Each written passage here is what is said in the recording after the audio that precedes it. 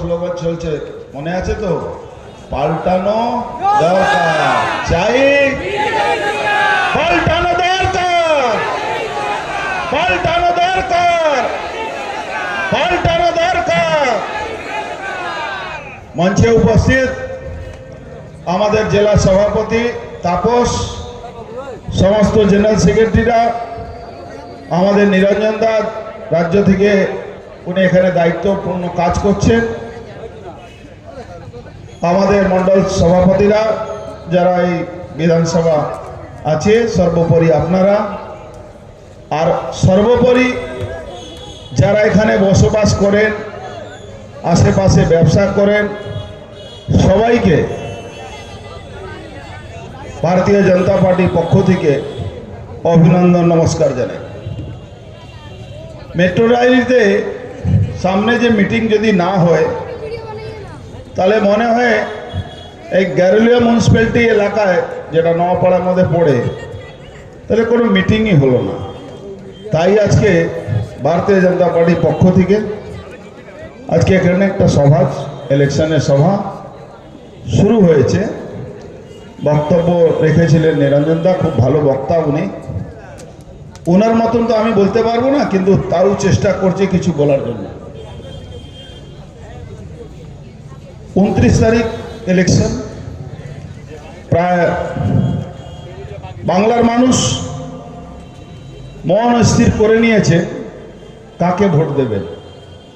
কিন্তু আমি আবার একবার স্মরণ করে দিতে চাইছি, বিশেষ করে এই এলাকার মানুষ যারা 4 নম্বর, 5 নম্বর, 6 নম্বর ওয়ার্ডে বসবাস করেন, এই চরঙ্গি মোড় এলাকায় ব্যবসা করেন,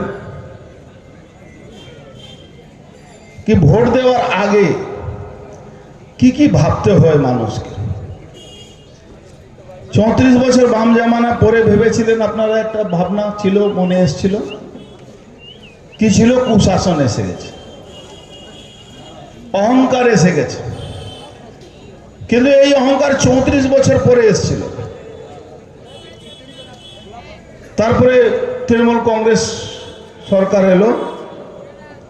তৃণমূল কংগ্রেস সরকার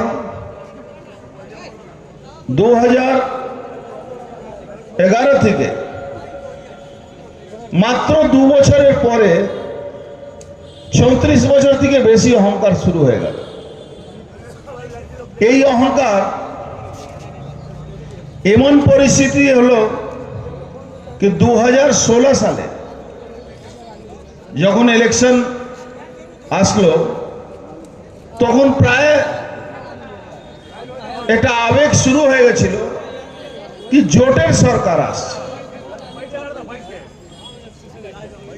একটু শুনবেন, এই যে আপনারা পাশে গল্প করছেন, শুনুন, নালে চলে যান। 2016 সালে প্রায় ঠিক হয়ে গেছিল কি মমতা সরকার চলে যাচ্ছে। আপনি লক্ষ্য করবেন 100 সিট জিতেছিল 2000, 3000, 5000 ভোটে। এবার মানুষ কিন্তু মনস্থির করে নিয়েছে এই মমতা সরকার চলে যাবে। এবার মমতা সরকার যাওয়ার আগে, যে ভোটের আগে যখন একটা পশ্চিমবাংলা মানুষ যারা বসবাস করেন, হয়তো কেউ চাকরি করেন, কেউ ছোটোখাটো ব্যবসায় করেন, বেশিরভাগ চাকরি তো আর চলে গেছে, বেশিরভাগ চাকরি থেকে রিটায়ার হয়ে গেছেন। রিটায়ার হয়ে যাওয়ার পরে পেনশন পাচ্ছে না, পেনশন হলে ডিএ পাওয়া যাচ্ছে না, এরকম নানা রকম সমস্যা আছে। কিন্তু এই নওয়াপাড়া বিধানসভা, নিরঞ্জন দা সারা বাংলার কথা বললেন, সারা ভারতবর্ষের কথা বলেছেন, আমি একটু নওয়াপাড়া বিধানসভা নিয়ে কথা বলি। এই নওয়াপাড়া বিধানসভা যে জায়গা আমরা উপস্থিত আছি, বক্তব্য রাখছি, পাশে একটা ডানোয়ার কটন মিল ছিল। এই ডানোয়ার কটন মিল বাম জামানায় শেষ হয়ে গেছে। তখন আমরা অনেক গলা ফাটিয়ে বলতাম 56,000 কলকারখানা বন্ধ হয়ে গেছে, সরকার পাল্টান, যে সরকার আসবে কলকারখানা নতুনভাবে তৈরি হবে। এই বিধানসভার মধ্যে 3টে কটন ইন্ডাস্ট্রি ছিল, মহালক্ষ্মী, পলতাতে, দানোয়ার কটন মিল আর अन्नपूर्णा কটন মিল, এই বিধানসভা তিনটে কারখানা ছিল। তিনটে কারখানা শেষ হয়ে গেছে। মমতা ব্যানার্জি সরকার এলো, আসার আগে বলল ইন্ডাস্ট্রি জায়গা আমরা ইন্ডাস্ট্রি করব, ইন্ডাস্ট্রি জায়গা অন্য কিছু হবে না। খুব ভালো কথা। ভাইপোর কান্নাকাটি শুরু করলো, এটা কি পিসি বলে দিলেন ইন্ডাস্ট্রি জায়গা ইন্ডাস্ট্রি হবে, তাহলে আমরা আমাদের সিমেন্ট বালু ব্যবসাটা কি করে হবে? সিমেন্ট বালু ব্যবসা করার জন্য ভাইপো কান্নাকাটি করলো। পিসি কাছে পিসি বললেন আচ্ছা ঠিক আছে। তখন ওই রাজীব কুমারের মতন লোকরা, আলাপান বন্দ্যোপাধ্যায়ের মতন লোকের একটা মাঝখান থেকে রাস্তা বের করলো। রাস্তাটা কি? রাস্তাটা হলো subject to approval of the West Bengal government. কারখানা জায়গা কারখানা হবে, কিন্তু অ্যাপ্রুভাল নিতে হবে রাজ্য সরকার থেকে। অ্যাপ্রুভালের মধ্যে ঠিক কি হলো? বলতে হবে কারখানা হবে, কিন্তু কারখানা না হলে ওই বাড়িঘর জন্য ওই কনস্ট্রাকশনে কাজ হবে। কনস্ট্রাকশনে কাজ করার জন্য এই কারখানাগুলো আজকে আস্তে আস্তে আস্তে আস্তে শুরু হলো। সিঙ্গুর ঘটনার পরে বাংলায় কিন্তু কোনো ইন্ডাস্ট্রি আসলো না।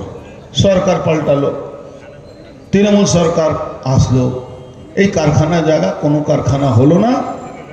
ইদানিং 2 বছর 3 বছর আগে এখানকার যারা তৃণমূল কংগ্রেসের নেতারা মমতা ব্যানার্জি বা অভিষেক ব্যানার্জি ভাইপোকে বুঝালেন জায়গাগুলো একটু বেচে দিতে হবে। 112 কোটি দাম উঠলো এই দানোয়ার কটন মিলে, জায়গার দাম 112 কোটি টাকা। দাম ওঠার পরে বলা হলো কি যে প্রমোটার নেবে সে বিক্রি করে টাকা দেবে। প্রমোটারটা কারা? তৃণমূলের নেতারা। এই এলাকার তৃণমূলের নেতারা 10 টাকা জিনিসের দাম 100 টাকা রাখলেন। এই জায়গাটা বিক্রি হলো না, কোনো প্রমোটার দাঁড়ালো না, সব প্রায় পালিয়ে গেল। ঠিক তার অপোজিট সাইডে এই যেখানে আমরা বক্তব্য রাখছি পাশে গৌরীশঙ্কর জুট মিলের একটা জমি, গৌরীশঙ্কর জুট মিলের জমি দখল করলো জগদ্দল বিধানসভার বিধায়ক। আগে ওখানে একটা কারখানা চালাতো, তারপরে ওই জায়গাটা দখলে নিয়ে নিল। কোর্ট অর্ডার দিল, পুলিশকে অর্ডার দিল 3 বার।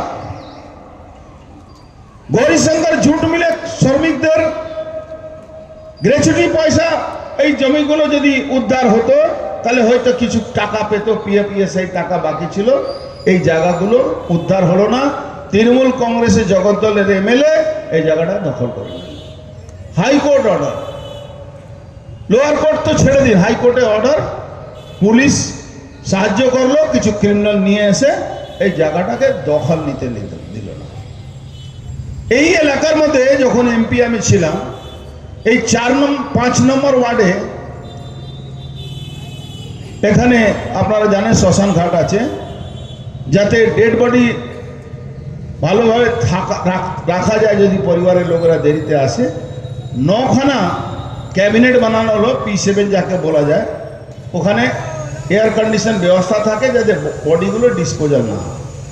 পাশে দানোয়ার কটন মিলের লাইন, অনেক চেষ্টা হলো বামফ্রন্ট সময় থেকে, তৃণমূল সময় থেকে ওই জায়গাগুলো দখল করা, কিন্তু তখন এখানকার কিছু যারা কিছু ভালো লোক আছে তৃণমূলে, এরকম কোনো মানে সবটাই খারাপ এরকম ব্যাপার নেই, কিছু ভালো লোক ছিল যারা এই জমিটাকে দখল নিতে দিল না। তার মধ্যে আমাদেরও লোক ছিল, কিছু আরও লোক ছিল, তারা মিলে জুলে এই শ্রমিক যারা ওখানে ছিলেন দীর্ঘদিন কাজ করেছিলেন সেই জায়গাগুলো বেহাল অবস্থা। আমি সেখানে প্রায় 90 লাখ টাকা, আপনি দেখবেন আমার যে এমপি ল্যাডের টাকা থেকে আমি খরচ করেছিলাম, 90 লাখ টাকা ওখানে খরচ করে ওই শ্রমিকদের যে একটা আদিম যুগের ব্যবস্থা ছিল সেই ব্যবস্থাটাকে ঠিক করে মানুষ যাতে থাকতে পারে, কেন কারখানা শেষ হয়ে গেল, কোনো চাকরি নেই, কিছু নেই, সেই জায়গাটাকে বাঁচাবার চেষ্টা হলো। কিন্তু তৃণমূলের একটা অংশ কিভাবে এই জায়গাগুলো লুট করতে হবে তার জন্য উঠে পড়ে লাগলো। আজকে পরিস্থিতি এমন জায়গা হয়েছে কি ভোট দেওয়ার আগে এই গারুলিয়ার মানুষ যেটা নওপাড়া বিধানসভার মধ্যে আসবে, আপনারা কি ভাববেন নাকি আপনার পাশেই কারখানা যদি চলতো আপনার আমার ঘরের ছেলেরাই চাকরি পেত? আজকে যে পরিস্থিতি, গারুলিয়াতে কিছু ক্রিমিনালদেরকে নেতা বানিয়ে দেওয়া হলো, তৃণমূলের নেতা হয়ে গেল। এক কাউন্সিলর, তৃণমূলের কাউন্সিলর, ভোট ব্যাংক, মুসলিম ভোট ব্যাংক, মমতা ব্যানার্জি দিনরাত মুসলিম পছন্দ করেন, কিন্তু সেই কাউন্সিলরের শালা ছেলে একটা মুসলমানকে পিটিয়ে মেরে দিল। আমরা যারা ছিলাম আমরা তার প্রতিবাদ করলাম, কিন্তু কোন তৃণমূল নেতা, কোন মুসলিম নেতারা সেই খুনের প্রতিবাদ করলো না। তার বাড়িতে পুলিশ রেড করলো, এফআইআর হচ্ছিল না। আমরা এফআইআর করালাম, এফআইআর করে ওখানে যারা খুনের আশেপাশে দেখেছিল খুন কিভাবে পিটিয়ে করা হলো তারা সাক্ষী দিল ওই কেসে। সেই লোকটা ধরা পড়লো কোথায়? সেই তৃণমূলের কাউন্সিলর, তার ছেলে শ্বশুর বাড়ি থেকে। কিন্তু একটা মুসলমান কোনো বিরুদ্ধে বলল না। কেন বলল না? তারা তৃণমূলের লাজ জুতা খেতে রাজি আছে, কিন্তু সসম্মানে তারা মাসতে চায় না। কিছু তৃণমূলে এই মুসলিম নেতারা তাদের মগজ ঝোলাই করে, তারা বিজেপি বিরোধিতা করে। বিজেপি বিরোধিতা করার জন্য আজকে এই পরিস্থিতিতে পশ্চিমবাংলা তৃণমূল কংগ্রেসের যারা দুধেল গায় তাদের অবস্থা এমন হয়ে গেছে কি ওয়াকফ যখন অ্যামেন্ডমেন্ট বিল আসলো তখন তৃণমূল কংগ্রেসের নেত্রী বললেন এটা আমি মানব না। কেন্দ্র সরকার বলল 86,000 প্রপার্টি, 86,000 প্রপার্টি আছে, সেই প্রপার্টি রেজিস্ট্রেশন করাও। কেন? তৃণমূলের বেশিরভাগ নেতা সেই প্রপার্টিগুলোকে লুট করে খাচ্ছে। হলো না। তখন তৃণমূল কংগ্রেসের নেত্রী বারণ করলেন। লাস্ট ডেটের 5 দিন আগে মমতা ব্যানার্জি বললেন না না, ওটা তো রেজিস্ট্রেশন করতে হবে, আইনটাকে তো মানতে হবে। রেজিস্ট্রেশন করতে করতে মাত্র 28,000 প্রপার্টি রেজিস্ট্রেশন হলো, আর বাদ বাকি প্রপার্টি ভেস্ট হয়ে গেল। কিন্তু যতই হোক, বিশেষ করে যারা উর্দুভাষী মুসলিম আছে তারা কোনোদিনই তারা ভাবে कि मोदी जी যাই দিন सबका साथ सबका विकास सबका विश्वास যাই বলেন, রাশন ফ্রি দেবেন সমস্ত। আজকে এই যে আমাদের অন্নপূর্ণা ভান্ডারে ফর্ম ফিল আপ হচ্ছে, সব থেকে বেশি কিন্তু মুসলিম মহিলারা লাইন লাগাচ্ছে, কিন্তু ভোট দেওয়ার সময় যে মোদিজি পদ্ম ফুলটা হারাম আছে, তারা ভোট দেবে না। তো বিচার করতে হবে আপনাকে। এই দুধেল গায়ের 35% হয়ে গেছে, আপনারা 65%। হুমায়ুন কবির একটা কথা বলেছিল। হুমায়ুন কবির কি বলেছে? হিন্দুরা তো ঘুমিয়ে থাকে, ভোট আমরা করে দিই, আমরা ভোট দিন উৎসব করি, এরপরেও আমাদের চোখ খুলে না। আজকে মহারাষ্ট্র 49% ভোট হতো, 67% 65% ভোট হলো। মহারাষ্ট্রের সমস্ত দল উড়ে গেল। শিবসেনা কবজা ছিল মহারাষ্ট্র কর্পোরেশনে, হিন্দুরা ইউনাইটেড হলো, শিবসেনা উড়ে গেল। শিবসেনা নিজের যে কোর কাজ ছিল সেখান থেকে তারা সরে এসেছিল। আজকে ভারতীয় জনতা পার্টি মহারাষ্ট্রে ক্ষমতায় আছে। আজকে বিহারে 160-এর উপরে কেউ যাচ্ছিল না, যখন ভোট উন্তি হলো 202 সিট পাওয়া গেল। সেই জাগরণ সনাতনীদের মধ্যে আনতে হবে। আজকে যেখানে আমরা নওপাড়া বিধানসভা নিয়ে আজকে আলোচনা হচ্ছে, আমি প্রার্থী হয়েছি, পার্টি আমাকে দায়িত্ব দিয়েছে এখানে ভোটে লড়ার জন্য। আমার বিরুদ্ধে প্রার্থী কে? আমার বিরুদ্ধে প্রার্থী যিনি এখানে বিধায়ক ছিলেন মঞ্জু বোস, তাকে মমতা ব্যানার্জি অপমান করে মঞ্চ থেকে তাড়িয়ে দিলেন। তাকে প্রার্থী করলেন না, বললেন 3 বার টিকিট দিয়েছি, আর দেওয়া যাবে না। শোভেন্দু চট্টোপাধ্যায় প্রায় 7 বার উনি বিধায়ক আছেন। মদন মিত্র তার 3 বার অনেক আগে পূরণ হয়ে গেছে। এরকম অনেকে উদাহরণ আছে। এখানে অনেকে ভেবেছিলেন, এখানে মলয় ঘোষ চেয়ারম্যান ছিলেন, উনিও ভেবেছিলেন, ওনাকেও বলা হয়েছিল আপনাকে টিকিট দেওয়া হবে। বাবলা বোস বিকাশদার ভাই, তাকেও বলা হয়েছিল টিকিট দেওয়া হবে। এখানে বাবু গৌতম বোস এলাকায় অনেকটা পপুলারিটি রাখে, তৃণমূল কংগ্রেসের বড় নেতা, তাকেও অপমান করা হলো। এখানে আরো একজন সরকারি চাকরি করেন পিনাকি বাবু, তাকেও টিকিট দেওয়ার জন্য বলা হয়েছিল, তাকেও থাপ্পড় মেরে তাড়িয়ে দেওয়া হলো। টিকিট কাকে দেওয়া হলো? পার্থবাবু হুবু জামাইকে টিকিট দেওয়া হলো টাকা নিয়ে। এই বেচারারা সারাদিন তৃণমূল করে করে লাভটা কি হলো? এদের তো বোঝা উচিত কি তৃণমূল কংগ্রেসের পয়সা ছাড়া কিছু নেই। পয়সা দেবেন 7 খুন মাপ, পয়সা না দিলে আপনি 107টাও মাপ হবে না। পয়সা দিলে 7 খুন মাপ, 302 মাপ, এখন 103 হয়েছে বিএনএস, সেটা মাপ। কিন্তু পয়সা না দিলে 107টাও মাপ নেই।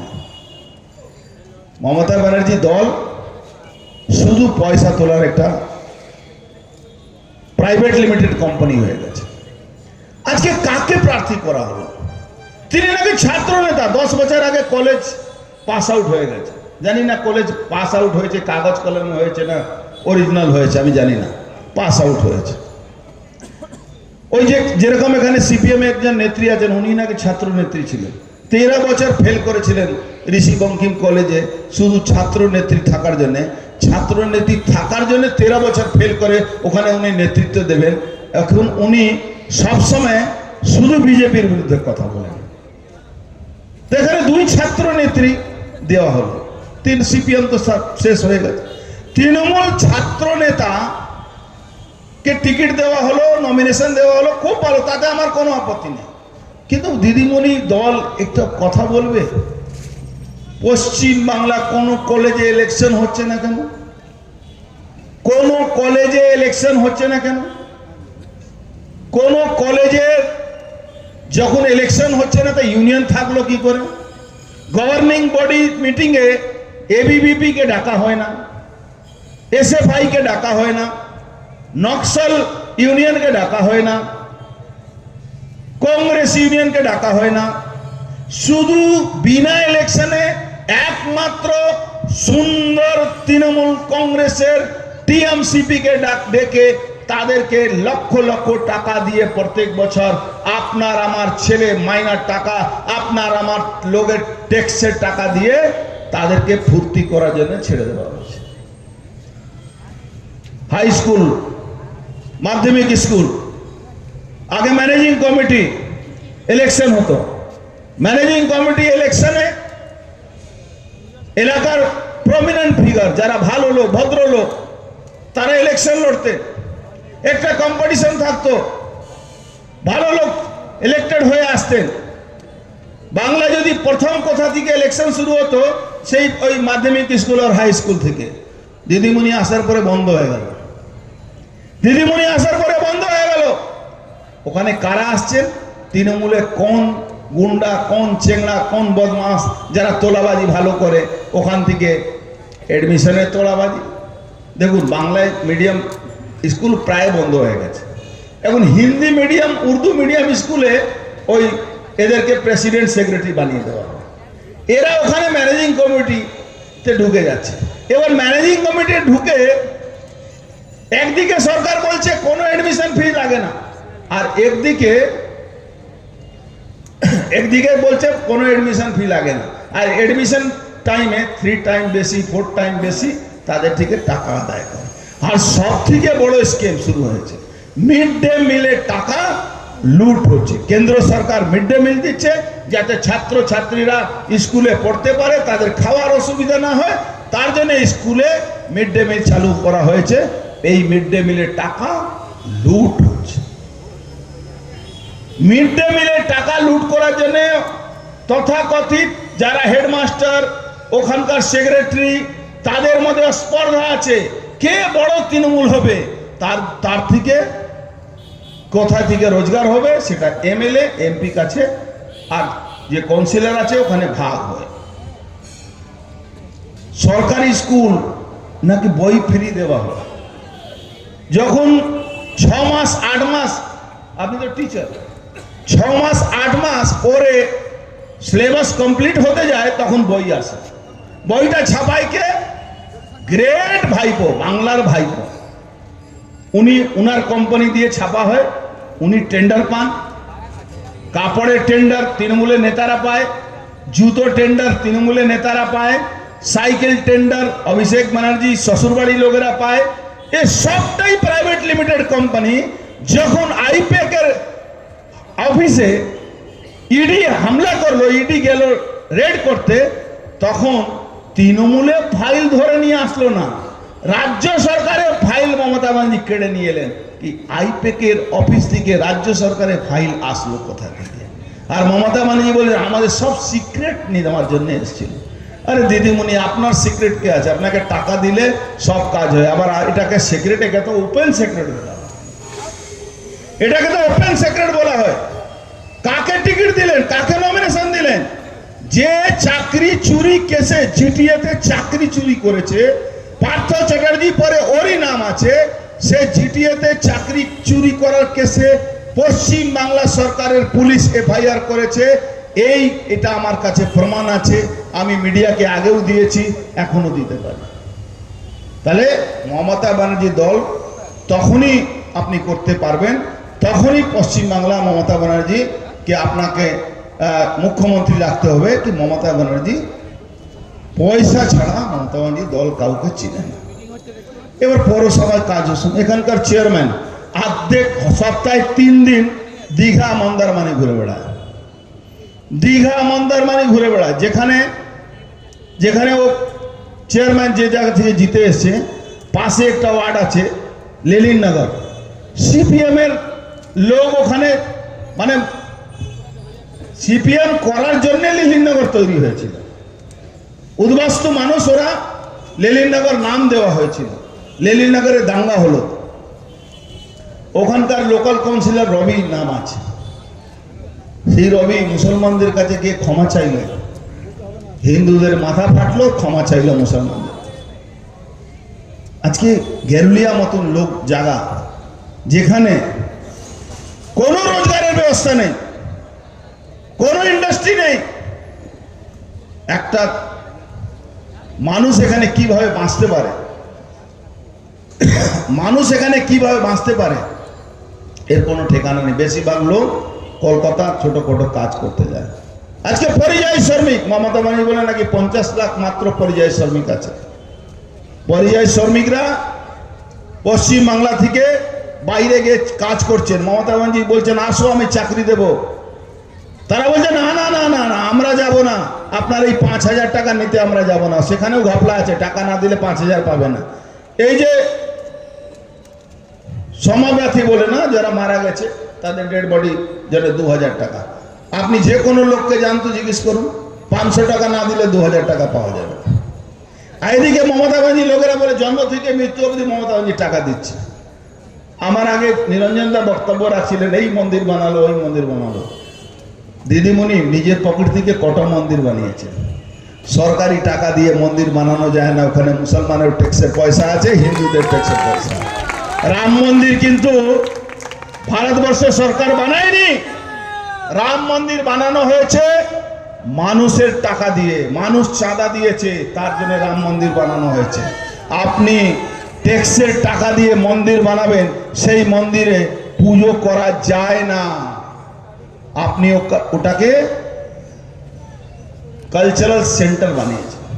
দীঘাতে পুরী কালচারাল, পুরী ধামের নাম দিয়ে দেন, কিন্তু আসল তার নাম আছে কালচারাল সেন্টার। আপনি দিতে পারেন না, আপনি দিয়েছেন। কখন দিলেন? এই মমতা ব্যানার্জি এই ভাটপাড়া পাশে বিধানসভা যাচ্ছিলেন, দুটো বাচ্চা ছেলে বলে "এই মমতা ব্যানার্জি জয় শ্রীরাম",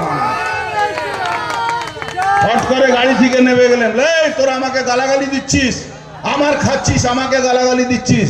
আর সেই মমতা ব্যানার্জি এবার নিজে জয় শ্রীরাম করছেন। কে দেখ ঠেলা কত আছে, ঠেলা না পড়লে বিড়ালে গাছ উঠে না, এটাই তো গল্প। দেখুন গাছে উঠেছেন, এখন জয় শ্রীরাম করছেন। এখন 1 মাস আগে ওই নামাজ পড়তে গিয়ে বলেন হিন্দু ধর্ম গান্দা ধর্ম আছে, এই কাফিরদেরকে ক্ষমা করবেন না। মুসলমানরা কাফির কাকে বলে? হিন্দুদেরকে কাফির বলে। মমতা ব্যানার্জি বলছেন কাফিরদেরকে ক্ষমা করবে না। আমি তো করবে না, আপনারাও করবেন না। মমতা ব্যানার্জি বলেছিলেন কি না বলেছিলেন? মমতা ব্যানার্জি অ্যাকচুয়ালি বুঝে গেছেন পায়ের তলা মাটি নেই, চেয়ার হারানোর জন্য এখন বলছেন 1 সেকেন্ড যদি একটা কমিউনিটিকে ছেড়ে দিই, অন্য কমিউনিটিকে 12 থেকে 13 বাজিয়ে দেবে। দিদিমণি, 12 থেকে 13 আমাদের বাজবে না। সনাতনকে কেউ মিটাতে পারেনি, আদিকাল থেকে ছিল, অনন্তকাল অবধি থাকবে। আপনি কেন আপনার 7 পুস্তের লোকেরা সনাতনকে মিটাতে পারবে না, মিটাতে পারবে না। একটা 100 দিনের মমতা ব্যানার্জি, এখানে মিডিয়ার লোকেরা আছে নিশ্চয়ই, এটা নিয়ে আপনারা ভাববেন। 100 দিন, আজ থেকে 100 দিন আগে থেকে মমতা ব্যানার্জি বক্তব্যটা আপনি ধরুন। একবারও মমতা ব্যানার্জি বাংলায় কি করবেন? উন্নয়ন করবেন, কারখানা নিয়ে আসবেন, ইন্ডাস্ট্রি নিয়ে আসবেন, কলেজ করবেন, মেডিকেল কলেজ করবেন, একটাও কথা বলেছে? আরজি করে অভয়ার খুন হলো, রেপ হলো, ক্রাইম সিনকে পুরো ধ্বংস করে দেওয়া হলো পুলিশকে বাঁচাবার জন্যে। ওখানকার এমএলএ কে দিয়ে, যাকে চেয়ারম্যান বানিয়েছেন, কাউন্সিলর ছিল, তাকে দিয়ে ডেড বডি জোর করে পুড়িয়ে দেওয়া হলো। এরপরে মমতা ব্যানার্জি আজকে ভোট চাইতে না চাইবার জন্য আপনি আসছেন? কোন মুখ দিয়ে আপনি আসছেন? ভাইপো বলছে আমরা দেখে নেব, বুঝে নেব 4 তারিখে। আরে ভাইপো ব্যানার্জি, 4 তারিখ লাগবে না। তোমার যদি সৎ সাহস হয় এই পুলিশের ঘেরাটা ছেড়ে দাও, 4 তারিখ বাংলার মানুষ অপেক্ষা করবে। 4 তারিখে আগে তোমার থেকে সওয়াল জবাব করে নেবে। কত মানুষের ভাত কেড়েছো তোমরা। যে পরিবারের লোকেরা সিমেন্ট বালু দোকান চালাতো, আজকে তার বাড়ির ছেলে চোখে একটা অয়েন্টমেন্ট দেওয়ার জন্যে আমেরিকা যায়। যারা একটা সময় নিজের গাড়ি ছিল না চড়ার জন্যে, সেই পরিবারের লোকেরা আজকে চার্টার্ড প্লেন কিনেছে। অভিষেক ব্যানার্জি চার্টার্ড প্লেনের উপরে মমতা ব্যানার্জি আর অভিষেক ব্যানার্জি, তারা সরকার পশ্চিমবাংলা সরকার একটা চার্টার্ড প্লেন ভাড়া নিয়েছে। মমতা ব্যানার্জি সরকার একটা চপার ভাড়া নিয়েছে। এই দুটোর মালিক দুবাই কোম্পানি। এই অভিষেক ব্যানার্জির আত্মীয় স্বজনের নামে এই চার্টার্ড প্লেন কেনা। দেখুন, নিজে কিনেছে, নিজেই ভাড়া দিচ্ছে। অত ভালো ব্যবসায় টাটা আম্বানিও করতে পারবে না, যেটা মমতা ব্যানার্জি ভাইপো করতে পেরেছে। এরপরেও কি বাংলার মানুষ ভোট দেবে? এরপরেও কি আপনারা ভাববেন কি মমতা ব্যানার্জি সততা প্রতীক? মমতা ব্যানার্জি সততা প্রতীক কবে ছিলেন? মমতা ব্যানার্জি সততা প্রতীক বলে ক্ষমতায় যে নিশ্চয়ই এসেছিলেন। মমতা ব্যানার্জি অতি বামপন্থী লোকদেরকে দিয়ে উস্কিয়ে বাংলায় ক্ষমতায় এসেছিলেন।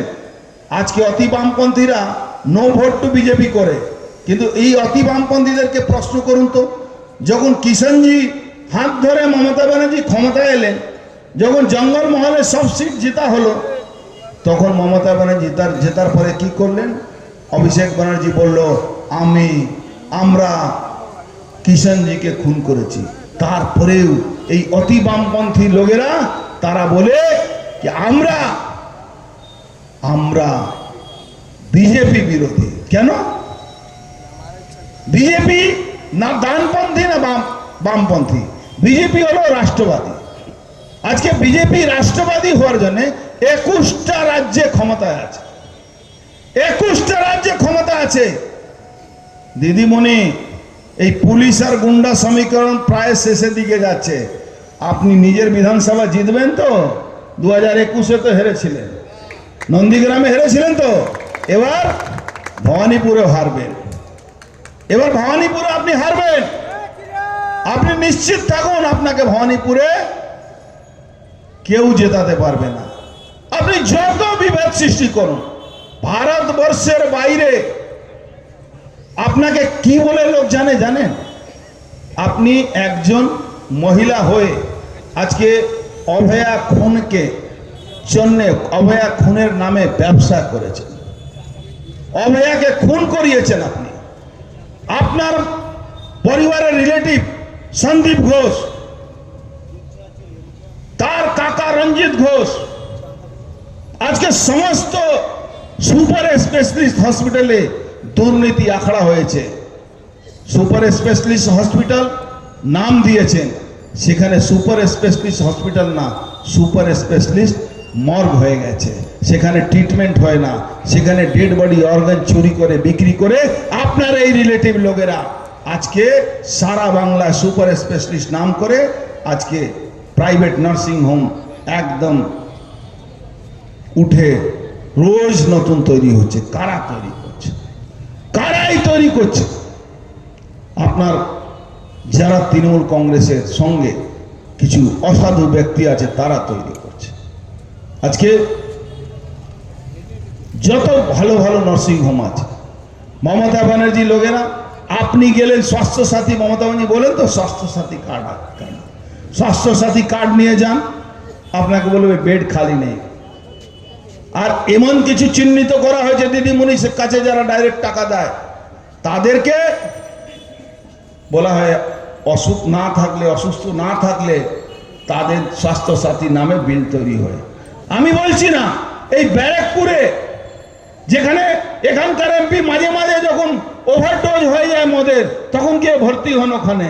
আর ওখানে এখানকার পশ্চিমবাংলার যে স্বাস্থ্য দপ্তর সিএমএস তার স্বাস্থ্যসাথী লাইসেন্সটা বাতিল করেছে। কেন বাতিল করলো? বাতিল করলো একটা কেন, জালি রোজ কাগজপত্রে ওই যারা রোগী আছেন তারা ভর্তি হয় আর তার বিলটা তুলে নেওয়া হয়। এমন পরিস্থিতি বাংলায়। স্বাস্থ্য শেষ, শিক্ষা শেষ, 8,000 স্কুল বন্ধ, 8,500-এর উপরে নতুন কোম্পানি বন্ধ। তারপরেও পশ্চিমবাংলা তৃণমূল কংগ্রেসের লোকেরা বলছে, আরে আমরা তো ওই লক্ষ্মী ভাণ্ডার দিই, আমাদেরকে ভোট দিতে হবে। এখন নতুনভাবে বলছে, আরে ওইসব কোনো ব্যাপার নেই, আমাদের সরকার আসলে আমরা লক্ষ্মী ভাণ্ডার করব, যদি সরকার না আসে এই অন্নপূর্ণা ভাণ্ডার দেবে না। এখন পুলিশকে নিয়ে দিচ্ছে অন্নপূর্ণা ভাণ্ডারে, কি আমরা টাকা এখনই দিচ্ছি? আমরা তো রেজিস্ট্রেশন করাচ্ছি। আমাদের সরকার বলেছে, আমাদের পার্টি বলেছে, সরকার না আমাদের পার্টি বলেছে, আমরা ক্ষমতা এলে আমরা 3,000 টাকা আমরা অন্নপূর্ণা ভাণ্ডার দেব। যে ছেলেরা বেকার আছে, যতক্ষণ ওর চাকরি হচ্ছে না ততক্ষণ তাদেরকে 3,000 টাকা দেব। অমিত শাহজি বলেছে 45 দিনের মধ্যে 7 পে কমিশন লাগু হবে। ডিএ জন্য কোর্টে যেতে হবে না, ডিএ দিয়ে দেব। 6 মাস থেকে 8 মাসের মধ্যে 5.5 লাখ ভ্যাকেন্সি, সরকারি ভ্যাকেন্সি পূরণ করব। সমস্ত কথার পরে মমতা ব্যানার্জি পায়ে কাঁপুনি ধরেছে, তাই দেখবেন পুলিশকে পাঠানো হচ্ছে। কেন আপনারা ফর্ম ফিল আপ করছেন? আরে ভাই, ফর্ম ফিল আপ করাটা কোনো কোড অফ কন্ডাক্টে বিরুদ্ধে যায় না। এখানে আমরা কোনো অন্যায় করছি না, কিন্তু মমতা ব্যানার্জি পুলিশ এখনো কিছু তামাক খেয়ে বসে আছে। তাদের জন্য বলবো ভাই, আর বেশি দিন নেই, 9 দিন 10 দিন পরে সরকার পাল্টে যাবে। এমন কোনো কাজ করবেন না। আপনিও তো ডিএ পাচ্ছেন না, টিচাররা, কিছু টিচাররা আছে ওই মিড ডে মিলে লাগাচ্ছে, তারা এখনো দালালি করে যাচ্ছে। কিছু সংখ্যক আছে ডিএ না পাওয়ার পরে জানে মিড ডে মিল থেকে চুরি করে মেকআপ করে নিচ্ছি, তারা এখনো দালালি করছে। আমি বলে যাই আপনাদের কাছে, সময় কিন্তু বেশি নেই। আজকে আপনারা বুঝতে হবে, আপনাকে সামনে 29 তারিখ ভোট আছে। ভোট দেওয়ার সময় যাবেন, 1 নম্বর বাটন আছে। এই 1 নম্বর বাটন টিপলেই কিন্তু পশ্চিমবাংলা আগামী দিন ডাবল ইঞ্জিনের সরকার তৈরি হবে। তার মধ্যে আপনিও একজন ভাগিদার হবেন, আপনি একজন অংশীদার হবেন। আপনি একজন ভারতীয় জনতা পার্টিকে ক্ষমতায় আনার জন্যে এই কুশাসনকে সুশাসনে নিয়ে আসা, তোলাবাজদের বিরুদ্ধে আপনাকে, আপনার লড়াই, আপনার মান সম্মান, এই তোলাবাজদের বিরুদ্ধে আপনাকেই নিজেকে তৈরি করতে হবে। আপনি আপনার পরিবারের লোকেরা তখনই সুরক্ষিত থাকতে পারবে যখনই এই সরকার, তৃণমূল সরকার চলে যাবে আর ভারতীয় জনতা পার্টি সরকার আসবে। মোদিজি নেতৃত্বে ডাবল ইঞ্জিন সরকার নিয়ে আসুন। আগামী দিন আরো কথা হবে। এই কথা বলে সবাই ভালো থাকুন। আমি আমার বক্তব্য শেষ করছি। ভারত মাতাকে জয় শ্রীরাম, জয় শ্রীরাম, জয় শ্রীরাম। হিন্দু হিন্দু, হিন্দু হিন্দু, পাল্টানো দরকার, পাল্টানো দরকার, পাল্টানো দরকার, পাল্টানো দরকার। জয় শ্রীরাম।